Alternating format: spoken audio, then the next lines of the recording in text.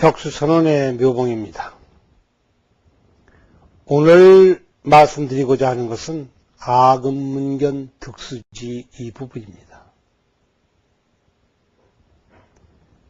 내가 지금 들었다. 듣기만 하는 것이 아니라 또 보았다. 그래서 이것을 수지하게 되었다.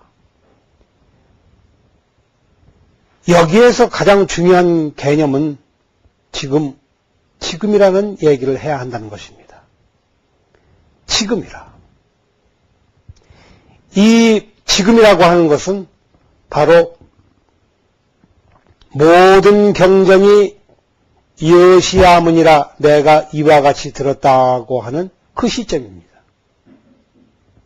내가 비로소 정신을 차리고 보니 호련히 부처님 전에 와 있더라. 내가 손을 한번 들매 1000개의 손이 한꺼번에 들리고 내가 손을 내림에 1000개의 손이 한꺼번에 같이 내려간다. 내가 밖에서 들려오는 새 소리를 들음에 봄 소식을 아는 것과 마찬가지로 부처님의 1000개의 손도 1000개의 귀도 동시에 이 속에 있도다.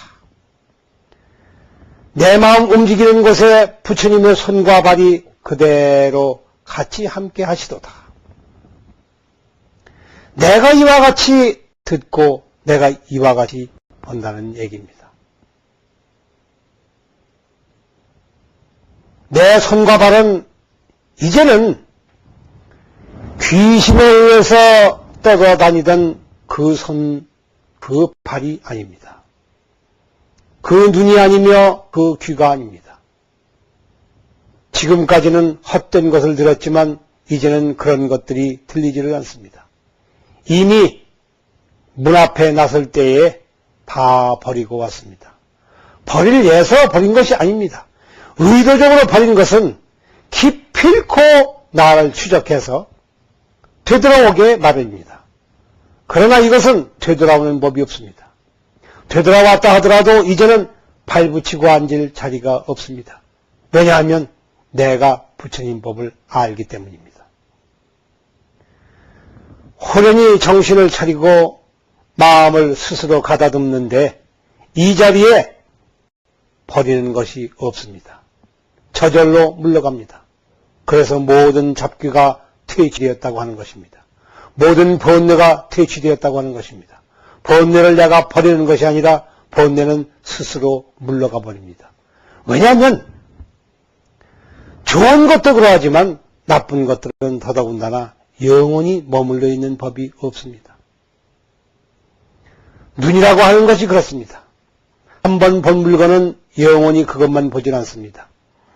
순간 그것을 보자마자 다른 것을 봅니다.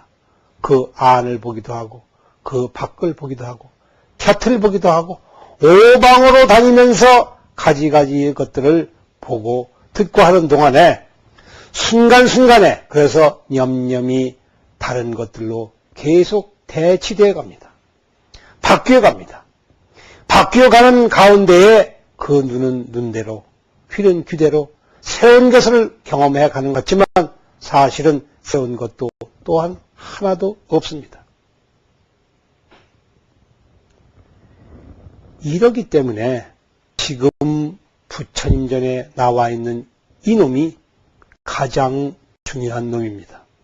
이 물건, 부처님 전에 호련히 와서 합장하고 앉아있는 그 물건, 이것이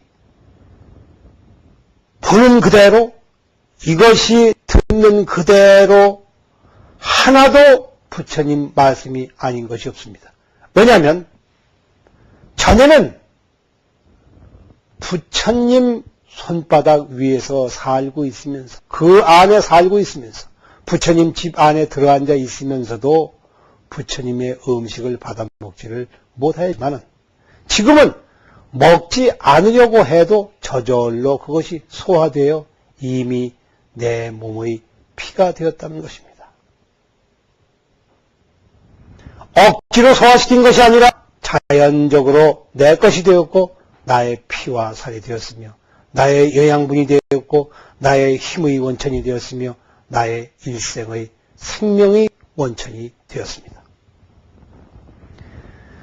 부처님 법문은 이와 같이 옵니다. 언제 왔는지를 알 수가 없습니다. 초청한 바도 없지만 저절로 옵니다. 그러나 이것은 결단하는 자의 마음에만 옵니다. 내가 스스로 변혁하지 아니하고 내 스스로 과감히 나서지 않으면 되지 않습니다. 창문을 열어닫히고 시원한 공기를 안으로 들여야, 맞아들여야 비로소 되는 것과 똑같습니다.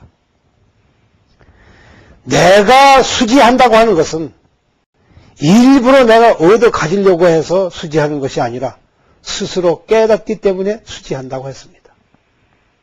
모든 제자들이 부처님께 읊조리고 나아가서 무릎을 꿇고 앉아서 부처님께 간청을 합니다.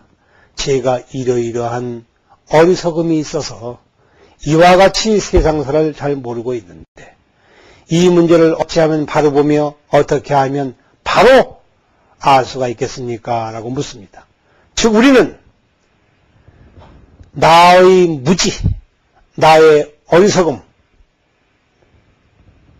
나의 이 벽, 내가 스스로 짊어지고 있는 울타리, 이것을 물음을 통해서 실제로 공개하고 부처님 앞에 참회할 때에 비로소 부처님의 경전이 열린다는 말씀과도 똑같습니다.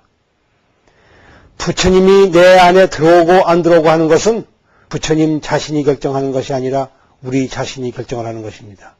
어떻게 결정을 하느냐? 무지의 폭로입니다.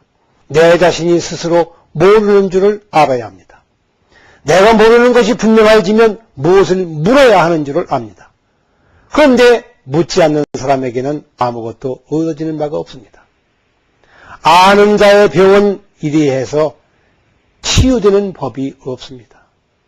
모를 때에 모든 것이 치유가 되고 묻는다고 하는 것은 인간이 가지고 있는 최고의 보배입니다.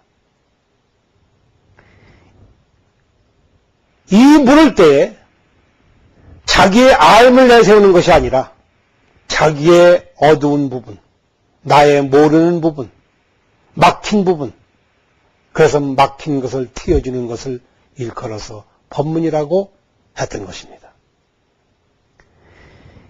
막힌 부분을 틔워주는 것이 부처님이지만 그 부처님은 입을 통해서 말씀하시는 것이 아닙니다.